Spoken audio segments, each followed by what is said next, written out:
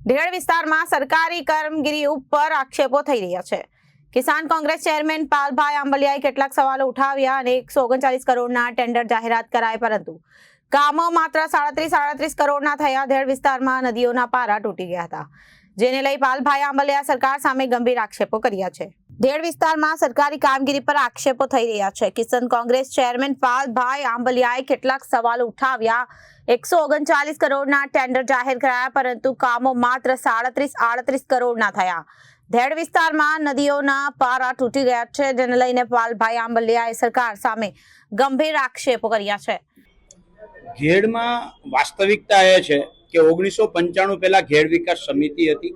આ સમિતિના માધ્યમથી દર વર્ષે નદીઓ ઊંડી પોડી થતી, જાડી જાખરા સાફ થતા, ત્યાં સુધી કે શિયાળુ પાકમાં ચણાનું જે વાવેતર ખેડૂત કરતા એમાં હેલિકોપ્ટરથી સરકાર દવાનો છંટકાવ કરી આપતી। આટલું ઘેડનું ધ્યાન રાખવામાં આવતું અને એ 35 થી 40 હજાર હેક્ટર પૂરતું જ ઘેડ હતું। 1995 પછી ઘેડમાં કોઈ પણ સરકારોએ ધ્યાન ના દીધું। ઘેડ વિકાસ સમિતિને માત્ર કાગળ ઉપર કરી નાખી અને એના કારણે થયું છે એ કે એ 35 થી 40 હજાર હેક્ટરમાં જે ઘેડ હતું આજે 1.5 થી 2 લાખ હેક્ટરમાં થઈ ગયું છે।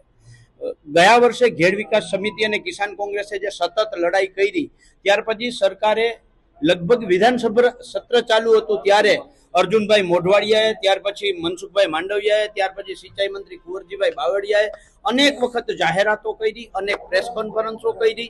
1500 કરોડની સૈદ્ધાંતિક મંજૂરી મળી ગઈ છે આવી જાહેરાત થઈ અને ત્યાં સુધી છેલ્લે 139 કરોડના ટેન્ડરો મંજૂર થઈ ગયા છે ને કામ ચાલુ થઈ ગયું। આને 1.5 મહિનો થઈ ગયો છે, પણ જ્યારે અમારી આખી ટીમ, ઘેડ વિકાસ સમિતિની ટીમ, કિસાન કોંગ્રેસની ટીમ, એ કેશોદ, માણાવદર, વંથલી, માંગરોળ, કુતિયાણા, આ બધા જ જ્યાં જ્યાં ઘેડ વિકાસ આખો વિસ્તાર લાગે છે એ વિસ્તારમાં કાર્યપાલકો ઇજનેરોને મળ્યા અને એને જે કહ્યું કે કેટલા ટેન્ડરો મંજૂર થયા છે, તો 139 કરોડની સામે માત્ર 37 થી 38 કરોડના જ ટેન્ડર મંજૂર થયા છે। એટલે આ સરકાર છે એ ઘેડના નામે 100 કરોડનું જૂઠાણું બોલે છે।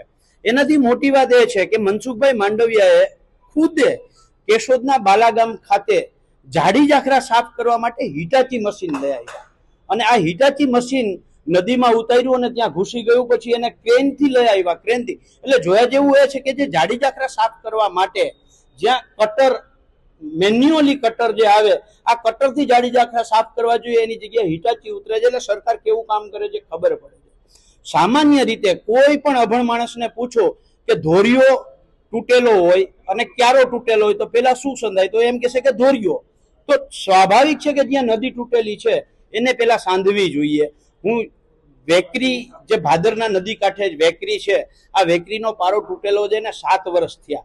એના કારણે નીચે ઓછામાં ઓછા 25 થી 30 ગામો છે એ ડૂબમાં જાય છે, સંપર્ક વિહોણા થાય છે। આ 7 વર્ષથી પાળો સાંધ્યો નથી। અત્યારે જે 37 કરોડના કામ ચાલે છે, આ પારો સાંધવાનું કામ થયું નથી। એવી જ રીતે ભાદરની અંદર પશવારી ગામ છે, ચીખલોદરા ગામ છે, એ તમામ જગ્યાએ પારા તૂટેલા છે, નદી તૂટેલી છે, હાંધવામાં આવતી નથી। એવી જ રીતે કોયલાણા, ઓશા, આ ગામો જે છે, બામણાસા, ત્યાં પણ નદી તૂટેલી છે અને બ્યુરો રિપોર્ટ, જનાદેશ ન્યૂઝ।